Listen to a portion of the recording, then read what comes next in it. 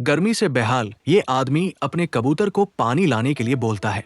फिर कबूतर रेगिस्तान में पानी की तलाश में उड़ता है। कबूतर पानी को एक बोतल में लाता है। फिर आदमी तेजी से पानी पीने लगा और अपने कबूतर का धन्यवाद करता है। फिर दोनों तालाब की ओर भागने लगते हैं।